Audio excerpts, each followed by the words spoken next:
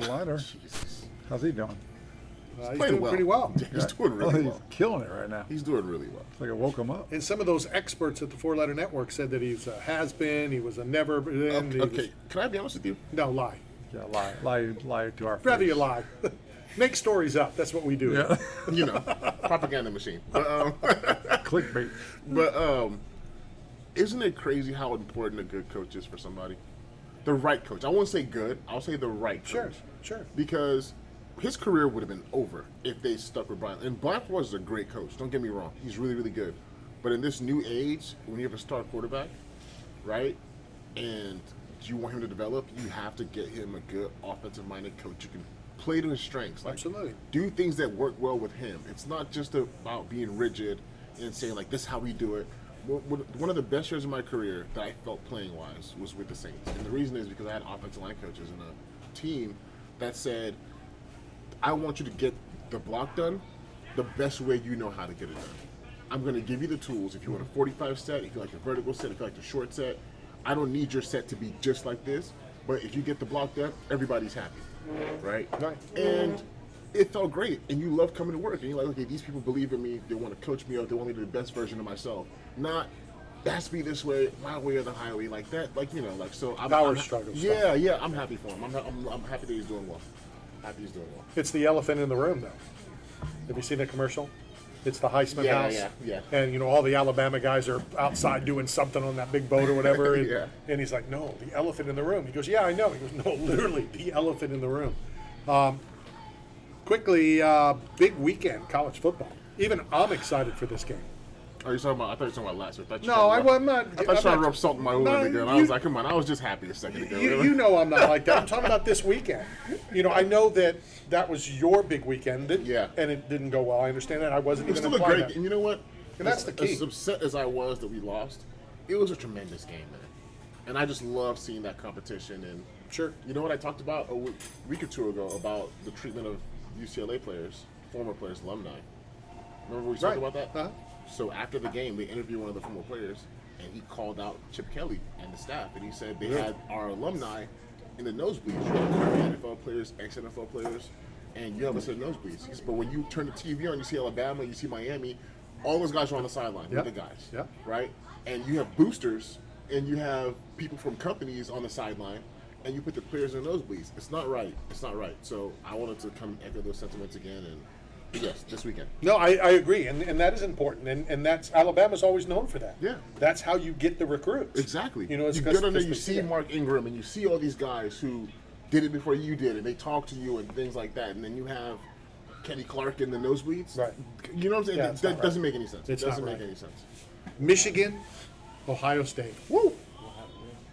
I dislike one of those two teams, but I want to stay on the radio, so I won't tell you which one I dislike. Okay. Because the owner went to one of those two schools. Okay. I like both teams. Is that better? That way I'll stay Yeah. on the air. I'm going to watch this game. I can't wait. 100%. 2 versus 3. Yeah, that's gonna be huge. It's gonna be huge. And they're saying they're saying that if Ohio State loses, they'll still probably be in the top 4. Yeah. That's the thing about. And I just kind of feel like they're going to find a way to get Alabama back in there. That's just my paranoia. Normally I would say that. I just don't see how it happens. They're going to figure it out, man. They always do. They're saying that LSU, if LSU beats Georgia, they'll be the first 2-loss team in the 4th. Really? No, I think Alabama had 2 losses and went to the. I just Okay, well, it wasn't playoffs at the time. It was that they just voted on who was number one, Right. number 2. I mean, that could be. Okay, yes. You know, Speaking of LSU, Michael Clayton steps down from head coaching Did he Plant really? City. He's no longer. I did not know that. Why? You're I don't tight know. with him. I called him yesterday to see. Of course you did. What's going on? I assume it's just the amount of time it commit. I mean, the full. Oh, he didn't know that it takes a lot of time to be a high school football coach. Well, I think he. I mean, he's got a full got a lot of active stuff. family. He's got Sure. a lot of kids. They're all doing athletics and sports. And Michaela just made the U.S. National League volleyball team. So I'm sure it's a lot of. Something a lot of former players, when going into coaching, they think it's like you're training somebody. Because that was my thought process. When I first took that job at Sierra Canyon, I just assumed like, oh, I'm just teaching guys how to play online. But it is so much more than that. The amount of film you have to break down and making, and drawing up blitz cards and making cut-ups and doing this and scouting and all these things. And by the time you get to Friday, you're looking at next week and taking a peek at the team you're playing next. So it's a lot more time-consuming than I anticipated. Let me ask you So this. I understand that. When you're playing, you're watching film of the guy you're going to go up against. Yes. Correct? Yeah. So I'm assuming the O-line coach has to watch all of that. Yes. Right. So that every D-line guy, every O-line guy, so Yes. it's what you do multiplied by It kind six. of starts off like early in the week. It is like a broad, like, okay, what do they do as a defense, right? What do they do on first down, second down, third down in these situations? What do they do? What are their blitzes? And then it goes to, okay, what are we going to do against that, and other? So when you have all that dialed down, probably around like Thursday, as far as NFL schedule goes, for me at least, around like Thursday, I go from the broad, what do they do? Because I've had 2 practices now to kind of get all that, have the looks, have the blitzes, do all those things. I know my protections are planned for the blitzes. And then I start going to, okay, what does he do? And I go across, like, what are all the defensive ends they have, outside linebackers, if I'm playing tackle? What do they do? What do they do on first down? How do they stop the run? Do they, lean? They do this? How do they pass rush on third down, on first down? And so you kind of like narrow it down the longer the week goes, and that's kind of like the process. This just hit me. Are we going to get a hometown discount when we rent Jude's house for the Super Bowl? Knowing the businessman he is, No. you're getting full price. He might up it a little bit because Yeah, really knows. you can afford it. Up it a little bit. What if we broadcast live from his house instead of Radio Row? A lot of talk. OBJ going to Dallas. Yeah, man. It's I'm happy for him. It's been cool to see him. I feel like every week he's at some new team sideline, Yeah. doing his little. He's playing the role. Yeah, his college recruiting tour, just having a good time, having fun. It's good to have that kind of reception coming off of 2 ACL surgeries like that. So I'm happy for him, and I don't think Dallas is the right move. I think he deserves a great quarterback, and not that Dak is bad. I just think Dak is. I'm not sure Kansas City needs him though. Yeah, but even the Bills, like, I just but I understand why he's going to Dallas because he likes big. He likes like Right. New York, L.A., Right. Dallas. Like I get the thing, but for me, he's got the Super Bowl now, so yeah, I get it. And Dallas set him up first of his career, but I just think to have the most success, I just don't see that from Dak Prescott. Do you think that he's willing to go wherever he's going to go as not the number one guy? Yeah, there's nowhere he's going to go. Dallas, he might be the number 1 guy, honestly, or 1A. CeeDee Lamb is a good player, but he's not established himself as one of those upper Right. echelon guys. So, and I think that on a day-to-day basis, him and Odell can rotate that number 1 role. So I think he would be the number 1 guy there. I'm still trying to get the photo from the Buccaneer photographer. I'm sure you saw it. Yeah. Tom Brady's talking to OBJ and our Tomorrow. fellow Nigerian. Yeah, he was in Black Panther. I just watched it. Yeah. I saw him post some pictures on Instagram about like the release of the movie.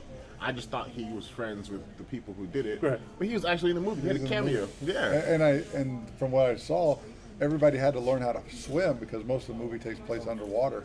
So the director on down, the actors, they had to take swimming lessons and classes and learn how to actually swim. Why did the director have to learn He how to wanted to swim? be, because a lot of it's filmed underwater, so he needed to be there to Is he a correct and McMahon? move people and get them in the right positions. Oh, what? Is he a McMahon? What's that? Well, anytime the McMahons, anytime the WWF/WWE asked or required one of the superstars to do something, Okay. they would have had to have done it first. Oh, really? So typically it was Shane. Shane did all that nut stuff, off the top of the building. Yeah. They would always do it if they're going to require or ask an athlete to do it. Really? Yeah. That's pretty cool. Wow. So now that Vince is out, and I don't know what Shane's doing. And that's been since the beginning? Like, they've always done that policy? I don't know what always means. Because, well, but- how does Owen Hart fall to his death if that's... Well, they it's a didn't touch- tragic accident. I mean, but if they I'm touched sure it- he did that. Yeah. Not jump without it being attached, but he did the thing, where he Yeah. got lowered and all that stuff. The thing that happened to Owen, and I was watching it. I remember it vividly, and they cut away quickly, and you couldn't see it. But that was a freak accident. I still would never forgive and or forget, Yeah. but that was awful. We used to like to watch you had your strength coach, you had like the head guy, and probably like 2 other guys who were like employed by the college. Then you had a lot of interns, who were trying to get their foot in the door with strength coaching, and so they would always like 3 or 4 interns. So around 2 p.m. every day, whatever workout we were going to do the next day, they had to do it, right? So in our days when we had like ridiculous amounts of running, college, you don't run like a regular run for college conditioning day, we're talking 120 yards. So that's end zone, back of the end zone to back of the end zone, times 16 seconds with 20 seconds in between. Like, it's rough. So whenever we had those days, when we go watch them do it and just watch these guys just fall apart. There was this one time, there was a guy who was on the bigger side, and he used to just fall apart at these runs.